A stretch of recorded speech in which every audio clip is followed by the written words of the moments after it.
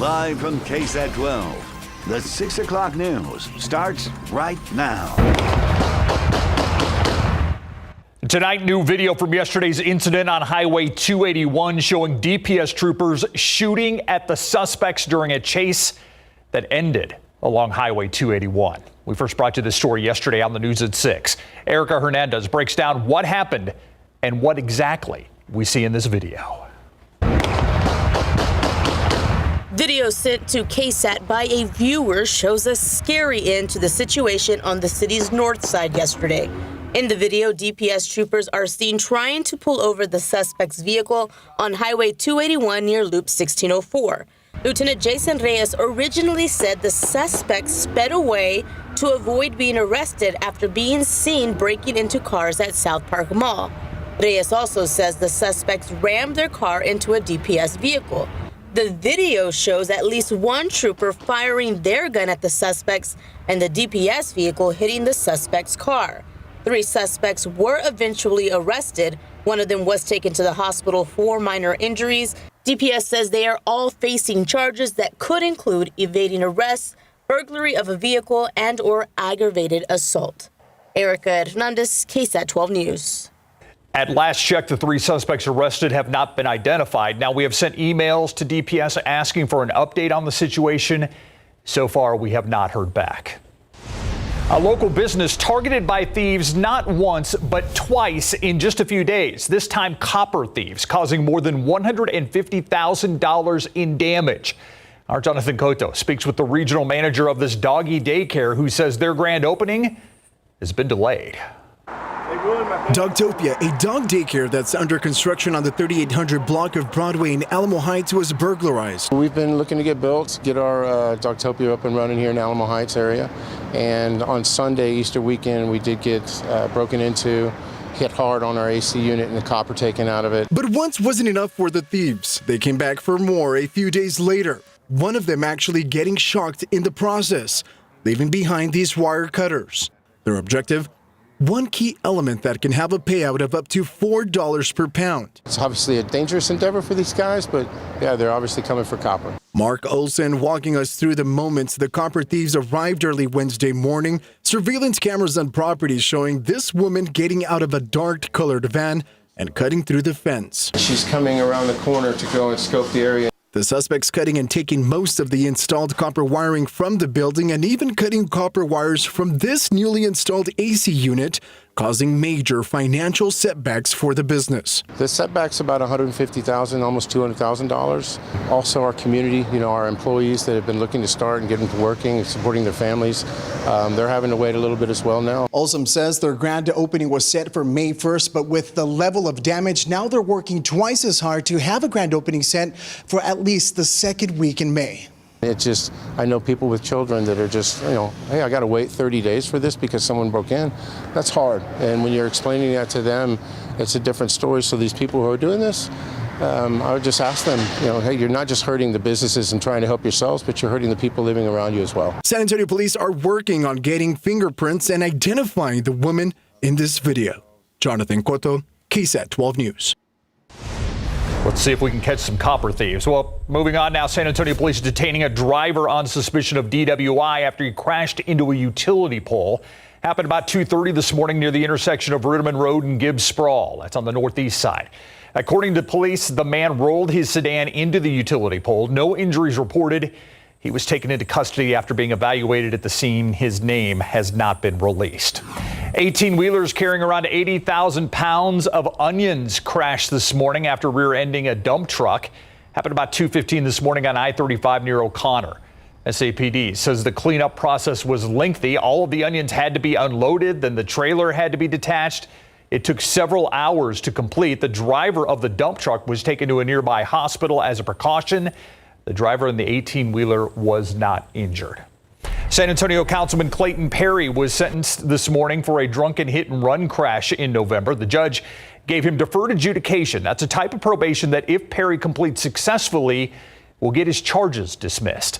Perry pleaded no contest to the 2 misdemeanor charges, DWI and failure to stop and give information.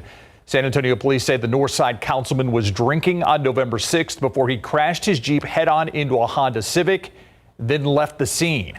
The three-term councilman is not seeking re-election. I take full responsibility. I have done everything that I can to make this right. I'm following the process. I've taken a lot of advice and done a lot of things for this huge mistake. Although prosecutors ordered Perry probation, they wanted it to come with a conviction. They opposed him getting deferred adjudication. However, Judge Erica Dominguez said other defendants get better deals and told Perry he, quote, was getting unfair options from the state, end quote, because he was a councilman. The San Antonio Police Union took to the steps of City Hall today to warn voters against supporting Prop A in the May 6th election. Today's news conference included 5 city council members who are against passing that controversial proposition. But how much do people really know about Prop A and what it includes? RJ Marquez hit the streets to try to get some answers. Prop A is a wide-ranging proposed amendment that includes several police reforms. If passed, Proposition A would decriminalize misdemeanor marijuana possession. There's so much worse going on that if you're really going to be chasing somebody down over 4 ounces of marijuana, I mean, we have better things to do. Would it be helpful for people that need it for medical reasons, whether it's physical pain or anxiety, things like that? I think it would also bring in a lot of revenue, a lot of new businesses. The passing of Prop A would also prohibit SAPD officers from investigating, making arrests, or otherwise enforcing any alleged criminal abortion. There are some exceptions, though, including if a pregnant person is coerced or forced. So I don't think there should be any police involvement in that, especially if someone's being told on. I just think that's absolutely wild. And I mean, it's scary as a woman. But the part that has people on both sides of the fence is the portion that expands the city's existing cite and release program. Police would now have to give someone a citation for certain nonviolent misdemeanors in most cases instead of arresting them on site. I think would cause a very bad domino effect.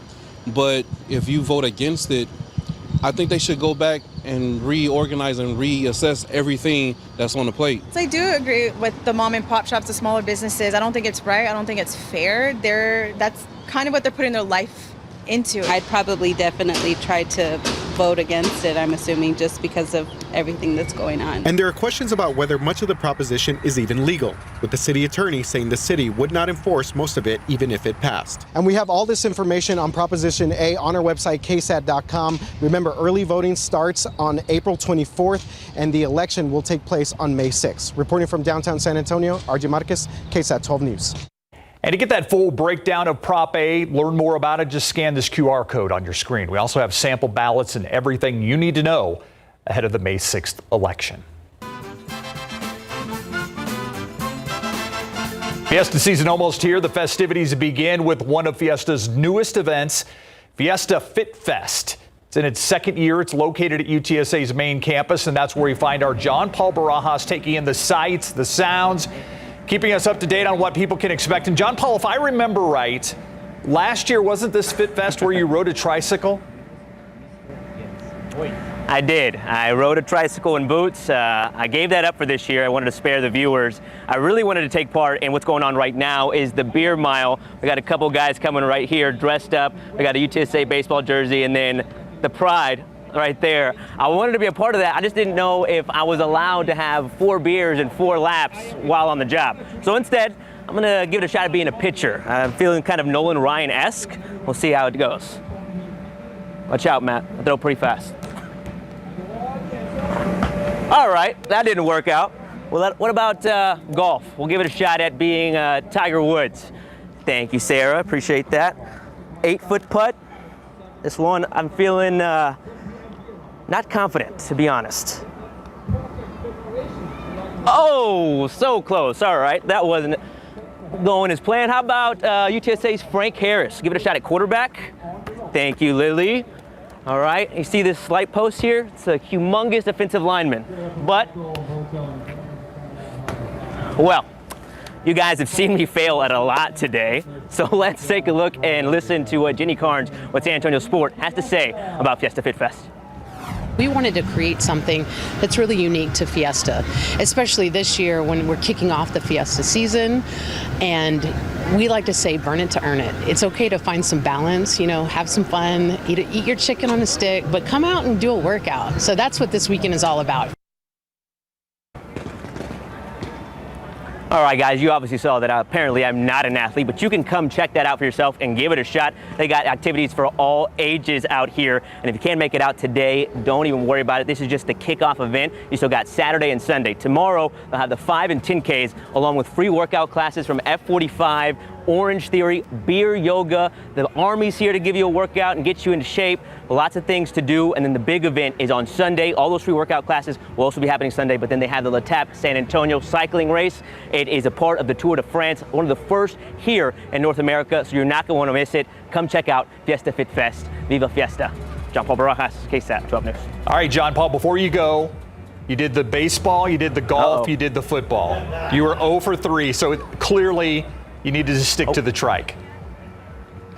The tricycle, yeah. The training wheels are all for me. Let's find the trike. Let's go back to the trike. All right. Thanks, John Paul. All right, don't forget, we're also offering tickets to our parade viewing party for the Battle of Flowers. You can head to KSAT.com for more information on how to get your hands on a ticket. And there are still some of them left to claim for Battle of Flowers. You can also read more about what's included in your ticket purchase. You get great seats, 2 tacos, a drink, private restrooms, and access to a cash bar. Did I say private restrooms? I think I did. And right now, KSAT.com, we have everything you need to know ahead of Fiesta event schedules, news, and how you can watch all the parades. All you have to do is scan this QR code on your screen to be taken to our KSAT Fiesta homepage. And we are actually going to talk to the CEO of Fiesta coming up a little bit later in this newscast. All right. That is title CEO? I was going to say, is it CEO? I don't know. Executive Director. Of the Fiesta that Commission. Sounds right. Yep, there we go. The big wig. The big cheese is coming up at 6:30. All right, meanwhile, not bad. No. A little cloudy today, though. Yeah, a little cloudy, and we have those clouds, kept our high temperature to 81 degrees. What we're watching closely is for development south and west of San Antonio in terms of storms. The first storm we tracked at 5 o'clock already fizzled out, and we have another one that just developed. This is now north of Pearsall, moving into Moore, going to make it to Moore at 6:32 p.m., the main part of that storm, and then Divine at 6:56 p.m., and then if it holds and remains intact, then it would make it to Natalia at 7:08 p.m. That's the estimate on the Doppler radar, but we're also looking for development right along the border, seeing a little bit of cross the Rio Grande. We're going to talk about our storm potential, what it entails, and some changes you'll notice this weekend in just a bit. Thank you, Adam. Let's go check out traffic, 410 and Jackson Keller, and you can see traffic slowing down a little bit. I think this is the eastbound lanes of Loop 410 at Jackson Keller. Things slowing down, but no major traffic tie-ups to tell you about. This book is a love letter to San Antonio. Up next on the news at 6, the San Antonio Book Festival kicks off tomorrow. After the break, hear from the authors of a book that brings light to the recent history of the Alamo City. Here's a look at what we're working on for you on the Nightbeat. A brazen theft in broad daylight. A family's beloved bulldog stolen from their home. Now the family's asking for your help. That and more tonight on the Nightbeat.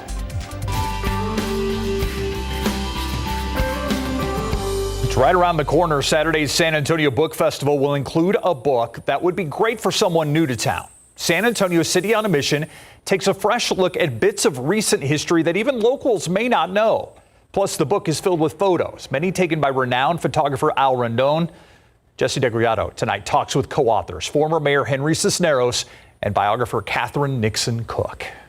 This book is a love letter to San Antonio. The color, the diversity, the beauty. A love letter written by Catherine Nixon Cook and Henry Cisneros in a book they describe as a modern history of San Antonio, from hemisphere to becoming the nation's 7th largest city. A city that's gained a reputation for its internal consensus, that has spurred its powerful growth. Its story told through words and anecdotes and in stunning images of the places and people that are truly puro San Antonio. Al Rendon's adding visual evidence that what we're talking about in here is actually true. Yet they are quick to point out, beautiful though the book is, it really tries to tell a factual story of what we had to do to get here. Like the community activists who help ailing neighborhoods against a backdrop of prosperity and growth in a rapidly changing city.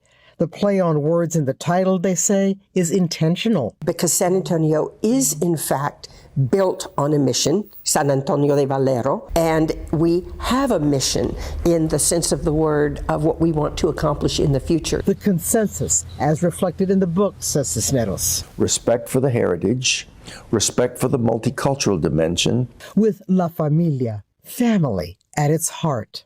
But a very wonderful, diverse family, appreciative of our differences and our common ground. Please, let's not lose it. Let's keep talking. Let's keep learning about each other. Jesse Degollado, KSAT 12 News.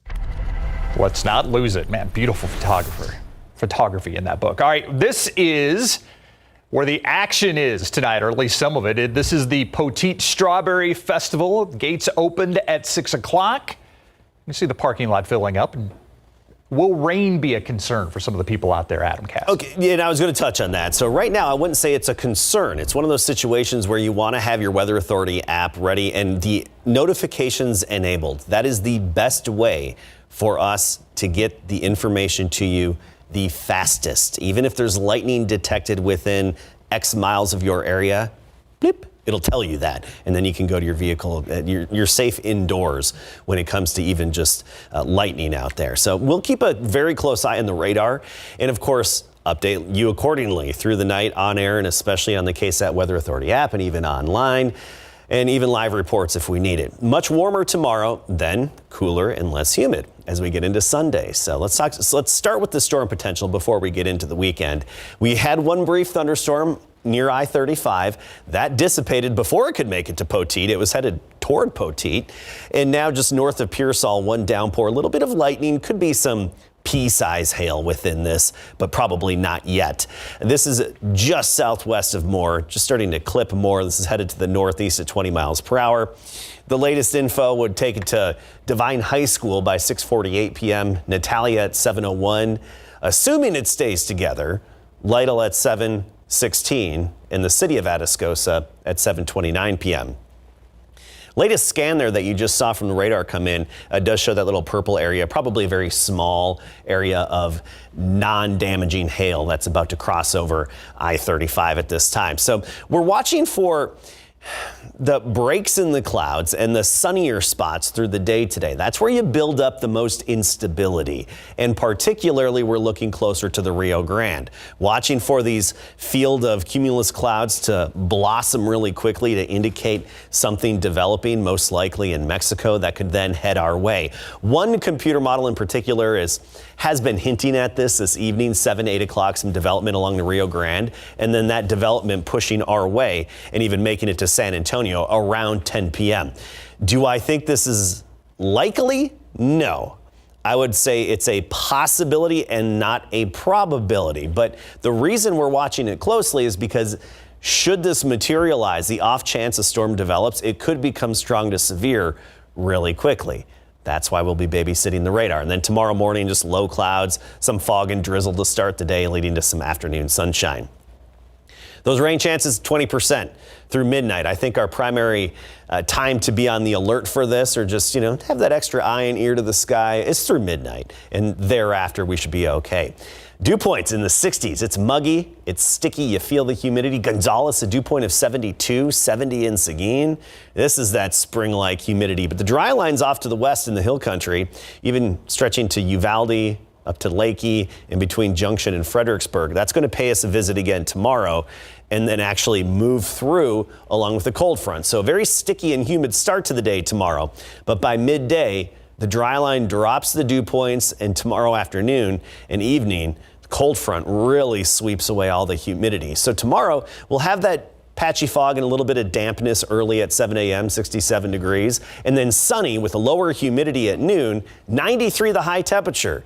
So noticeably warmer tomorrow, but then Sunday behind the front, we start the day at 55, then we only make it to 79. So cooler, less humid, and windy as well. We're expecting wind gusts between 35 and 40 miles per hour Saturday night into Sunday behind that cold front. Next week, humidity returns on Tuesday. With it, some daily shower chances or brief thunderstorms, isolated in nature, starting on Tuesday. All right. Thank you, Adam. All right. Larry, I am not really a Dallas Mavericks fan. Okay. I know it's going to shock you. So I'm fine with the fine. I think a lot of people here in town are probably fine with the Mavericks being fined, right? So they're fined basically for tanking, and the NBA said it's because they failed the fans and the league. Plus, in the XFL, the Brahmas are facing a must-win coming up. The Dallas Mavericks organization was fined $750,000 by the NBA for conduct detrimental to the league after sitting several key players for the April 7th loss that eliminated the Mavs from playing contention. The league determined the Mavs violated the league's player resting policy and demonstrated through actions and public statements the organization's desire to lose the game in order to improve the chances of keeping its first-round pick in the 2023 NBA draft. UTSA football is hanging out at the Alamo Dome right now, getting ready for their annual Fiesta Spring football game, set to kick off at 6:30 tonight. The event is free and open to the public and will wrap up the Roadrunners' spring season of 15 workouts. Many big names like Frank Harris, Kavorian Barnes, and Trey Moore will not play tonight. And with the next transfer portal window set to open tomorrow, this game can help the Roadrunners add or retain talent, but could also mean the end for some players who feel better served to leave for other opportunities. For some guys, it's going to be, good for them. The thing was invented for the good of the kid. Again, like I said, adults have gotten away, and it's not supposed to be pay for play. It's supposed to be for a kid to be able to transfer. If he's not playing at a school, he can go play at another school. But we're going to love our kids, coach the heck out of them, and hope they all stay. The Roadrunners will kick off their 13th season of playing, first as a member of the American Athletic Conference on September 2nd at Houston. Led by head coach Hines Ward, the San Antonio Brahmas arrived to the Alamo Dome around 1:15 this afternoon for a walkthrough ahead of their key home matchup tomorrow with the Orlando Guardians. The Brahmas' playoff hopes took a big hit last week when they lost to the Roughnecks, and now they must win their final two games and see Arlington lose their final two for the Brahmas to sneak into that postseason back door. Just got to have it, man. Just got to go out there, execute the game plan that we prepared this week, and try to come out victorious, You got to have it. Like I said, it's a must-win, so everybody got to put their best foot forward. We know we're a good football team. We just haven't been playing like it these past few weeks, and it's time. Hopefully, we finally can put it all together and then, get into the playoffs. Starting the year off, I wanted to really have a dominance here, and we just got to come together as a group and find a way to get this win. And we're still in the fight. Have a chance to still make the playoffs in our division. 2-6 Brahmas will host the 1-7 Guardians tomorrow night at 6 at the Alamo Dome. San Antonio FC will take their show on the road to face Louisville City FC, the same franchise they beat 3-1 in last season's USL Championship final, the only meeting between the two sides. And the showdown will go down at Lynn Family Stadium in Louisville, Kentucky, the largest soccer-specific stadium in that region with a seating capacity of 15,000 plus. They have the bells and whistles for sure. It's pretty cool. Hopefully we never get to experience it, but when they score, the lights go down, the purple, and they get the music going, and so it is a neat atmosphere. As a pro player, you love playing in cool environments. You love playing on a nice field, great stadium. It just kind of, like you said, it kind of raises your level a little bit too. Louisville City FC will host San Antonio FC tomorrow night at 6:30, and go San Antonio. Absolutely. Brahmas, SAFC, Roadrunners. We got it, baby. Roadrunners are going to win. We know that, right? They'll win the spring game. They're going to start off undefeated? Exactly. We'll be right back. We're going to talk all things Fiesta after the break. All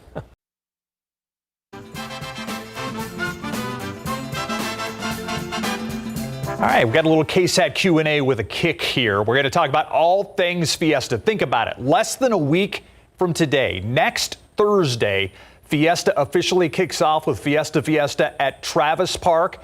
One of the changes that they're implementing this year, Steve Rosenauer joins us now live. He's the executive director of Fiesta San Antonio Commission, but I like to say Fiesta San Antonio. Steve, thank you for joining us. Yeah, thank you for having me tonight. All right, so I want to talk about, at this point, less than a week away, are things set? You guys good? You just got your feet up right now, getting ready for Fiesta kick off next Thursday? Yeah, we're taking a siesta right now before Fiesta. Love it. It's really, It's really amazing. Everybody really pulls together in these last few days. There's always little details that have to be finalized, but we're very excited. Less than a week to go for Fiesta, but there's always some final details. The bleachers are getting built right now for the parades. A lot of the organizations are making their final plans, and it's an exciting and nervous time at the same time. So we're looking forward to it. Yeah. How long have you been involved with Fiesta?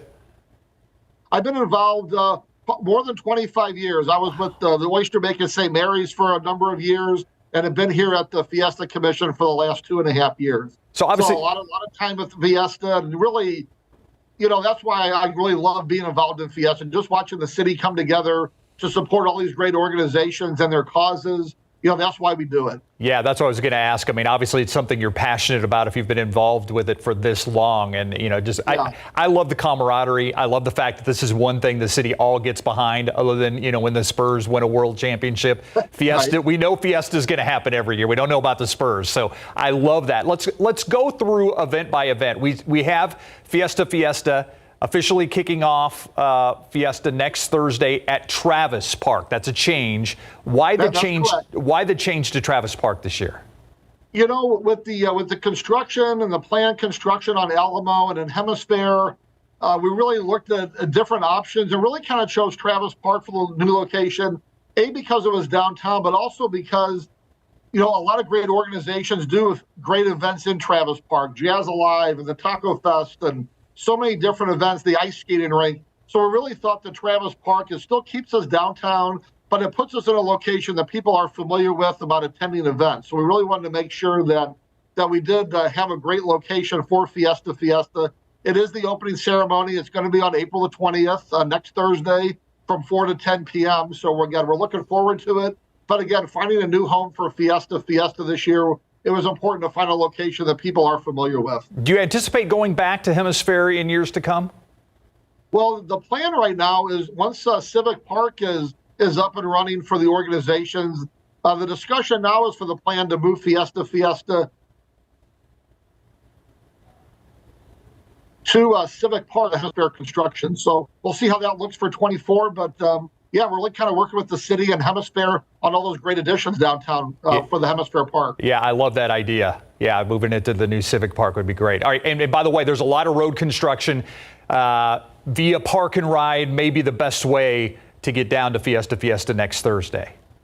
That's a great point. That's the best way throughout Fiesta. So definitely go to VIA's website. They have specific listings of which events they're going to be servicing and which times and for how much is going to be the round trip fare. Some organizations offer coupons for free beverage, free sodas, free non-alcoholic beverages. So we really try to encourage everybody to take Via Park and Ride or Ride Share as much as possible. All right, so after Fiesta, we have the River Parade that takes place on Monday. Obviously unique. I like to say there are floats that really do.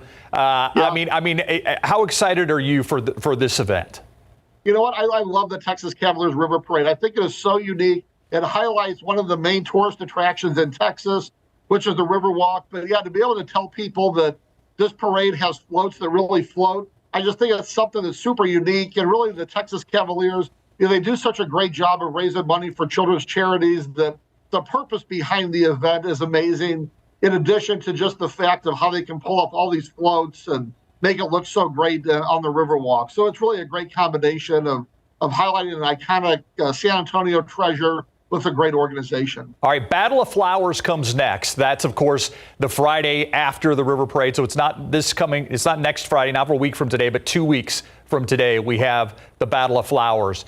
Yeah, April 28th. We talk about that and the parade route this year compared to years past. Obviously, there are a lot of construction still going on Broadway, so that's a no-go right now. That's correct. Yeah, we're going to be keeping the same route as last year.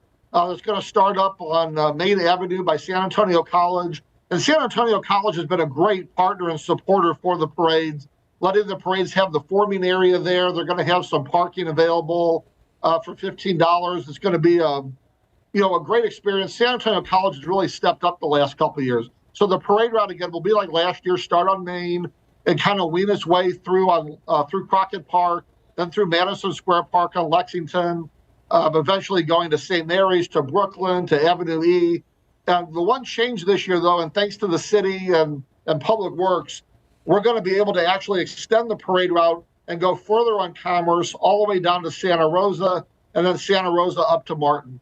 Last year, we had to end the parade at St. Mary's in Commerce. This year, we're fortunate enough to be able to extend the route and have the end of the parade back to a traditional location. See Fiesta bigger and better than last year. That's right. And we love Battle of Flowers. You know, that's the reason why Fiesta started. Back in 1891, the ladies put together the first Battle of Flowers parade, and that's how Fiesta took off. So, you know, kudos to those ladies. They really have done a great job of keeping the spirit alive for 132 plus years. Absolutely. And of course, all the events that we've talked about, if you can't make it out there live, we want you to make it out there live. But of course, we'll have them broadcast on KSAT 12. Steve Rosenauer. Yeah, and thank you guys to KSAT, too, for being such great supporters. We really appreciate it. If anybody looking for more information on the parades or the events, go to our website, fiestasanantonio.org.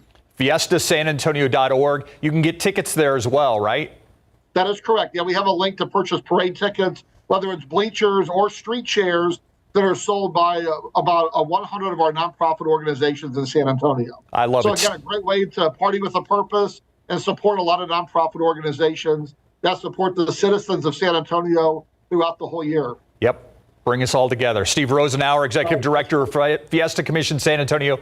Sir, I appreciate everything that you and your commissioners do, and I really appreciate you letting KSAT be part of it. So let's keep this going. Okay, you bet. Viva Fiesta. Viva Fiesta. Thank you, Steve. We'll be right back.